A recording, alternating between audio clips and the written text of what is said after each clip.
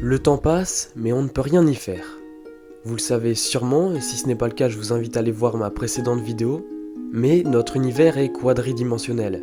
3 dimensions pour l'espace et une 4e pour le temps.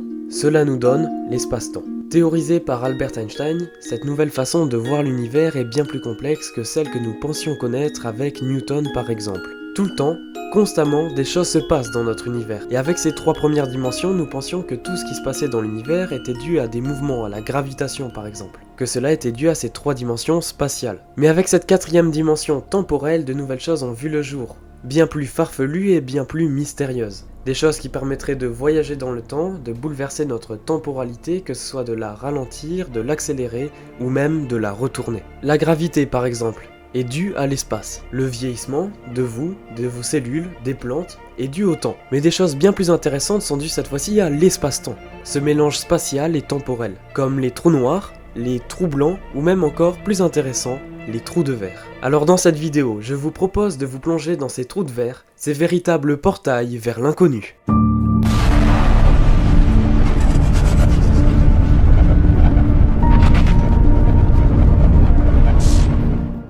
Je ne suis pas bête, et c'est pour ça que je sais que vous n'êtes pas tous des physiciens aguerris, et moi non plus. C'est pour cette raison que nous allons donc revoir quelques bases pour mieux comprendre ce que sont les trous de verre. D'abord, parlons de ces 4 dimensions et comment elles interagissent les unes avec les autres. Car si nous ne nous familiarisons pas avec notre environnement, avec l'espace-temps, nous aurons du mal à appréhender les trous de verre. Mais avant de parler de l'espace-temps, je vais vous expliquer assez brièvement ce qu'est l'espace. Sous-entendu, l'espace tridimensionnel tel qu'il est dans notre univers. Cet espace, représentez-le vous en 2D. Secondement, l'espace n'est pas indéformable. Il peut varier, il peut se modifier, il peut bouger, notamment avec l'expansion de l'univers depuis le Big Bang. Mais également avec la masse des objets. Posez une planète sur cet espace, et l'espace autour va être courbé, il va être modifié. Prenez une autre planète, ou même un satellite naturel comme la Lune. Eh bien, si cette autre planète ou satellite naturel a une masse plus moindre que cette première planète, eh bien comme sur un trampoline où l'on poserait une grosse pierre et une bille, la bille sera attirée par la pierre, puisque l'espace sera déformé.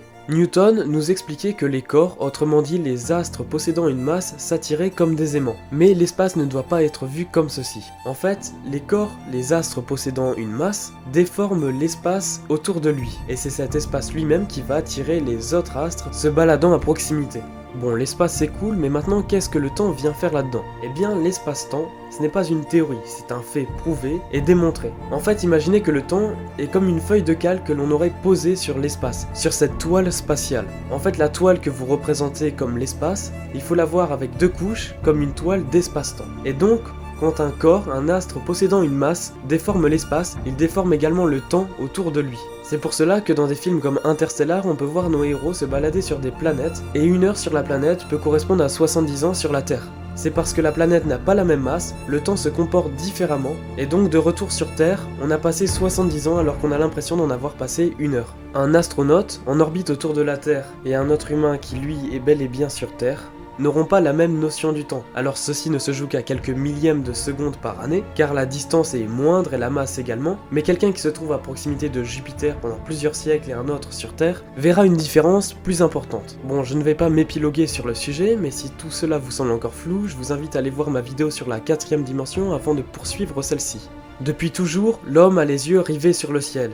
Il se questionne et s'interroge sur les plus grandes questions et mystères de l'univers. Et si, avec les avancées technologiques, l'homme trouve de plus en plus de réponses à ces questions, il trouve néanmoins de plus en plus de questions à rajouter à cette longue liste. Avec les années, les mystères s'agrandissent, s'épaississent, et quand on sait que notre univers est probablement infini, bien plus complexe que l'on l'imagine, et de plus quadridimensionnel, on peut s'en poser tout un tas de questions. Si les connaissances que nous avions bien moins approfondies il y a quelques dizaines d'années, voire quelques siècles, nous ont permis de découvrir les quasars ou encore les supernovas, c'est avec l'arrivée d'Einstein que nous avons pu théoriser de nouveaux phénomènes, tels que les trous noirs, les trous blancs ou les trous de verre. Pour faire simple, un trou noir, on ne sait pas à quoi ça ressemble. Pourquoi cela, me diriez-vous?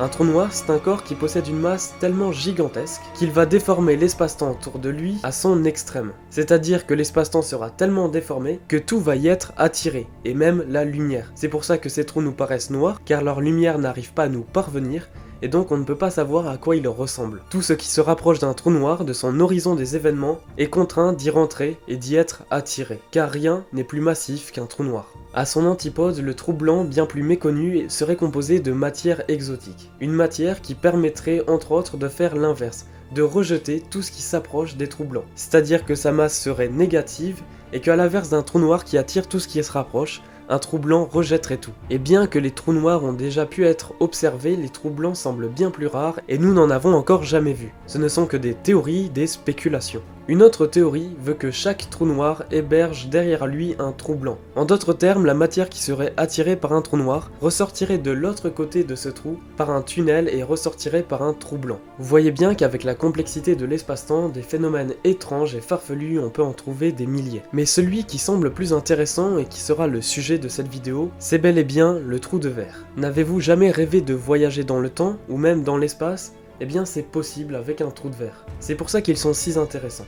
Alors si un trou noir on arrive bien à s'imaginer ce que ça peut être, une sorte de grand trou, de grand vide ou de profondeurs abyssales retenant la lumière, un trou de verre c'est bien plus compliqué à s'imaginer. Alors même si on peut retrouver des schémas sur internet en tapant simplement trou de verre, je vais essayer de vous expliquer ça un peu plus simplement pour que vous le compreniez bien. Alors vous pouvez refaire cette expérience chez vous. Prenez une feuille et mettez-y deux croix assez éloignées. Une première croix que vous allez annoter A et une deuxième croix que vous allez annoter B. Maintenant, tracez un trait entre ces deux croix. Alors oui, le chemin peut paraître long. Imaginons que ces deux croix se trouvent dans l'espace, séparées de plusieurs millions d'années-lumière. Le trajet serait effectivement extrêmement long. Mais maintenant, imaginons que l'espace est courbé, ce qui est possible, on l'a vu précédemment avec la masse de corps. Et bien dans ce cas-là, la feuille pourrait être pliée, alors pliez-la sur elle-même afin que les deux points soient collés côte à côte, qu'ils soient superposés. Bien là vous voyez que les deux points sont juste à côté, reliés par une sorte de trou que vous pouvez faire en plantant un crayon au travers. Et en fait c'est ça, un trou de verre.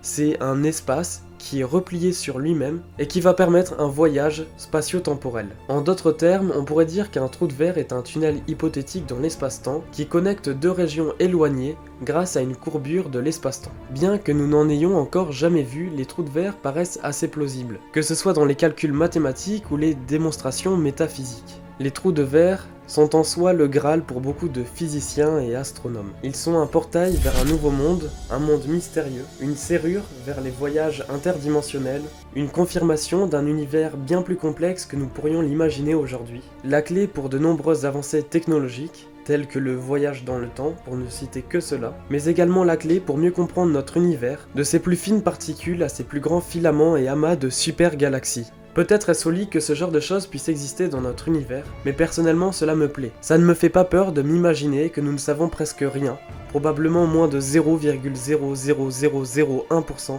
de tout ce qu'il y a dans notre univers. Nous ne connaîtrons sans doute jamais de vrais trous de verre, ceci étant trop rare et bien trop compliqué à maîtriser. Mais quand on y réfléchit, le soir quand on lève les yeux au ciel, quand on regarde les étoiles, d'imaginer des portails qui pourraient apparaître, puis disparaître, dans des conditions extrêmement rares de la physique, qui pourraient permettre des miracles, peut-être d'autres civilisations bien plus avancées, bien plus éloignées, vont dans le passé, dans le futur, voyagent à travers ce genre de trous de verre, peuvent coloniser à la fois l'espace, mais également le temps. Comment se représente-t-il l'univers alors en 4 dimensions, ou peut-être plus de dimensions encore que nous ne pouvons nous imaginer aujourd'hui? À quoi ressemble leur carte?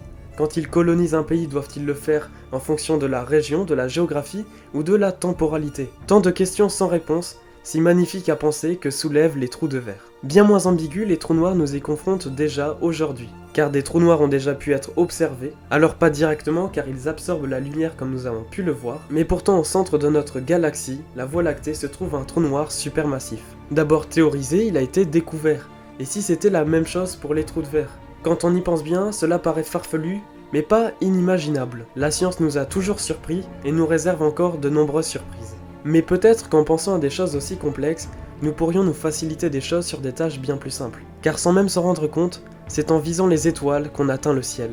C'est en voulant gravir des montagnes imaginaires qu'on se retrouve en haut des plus grands sommets du monde.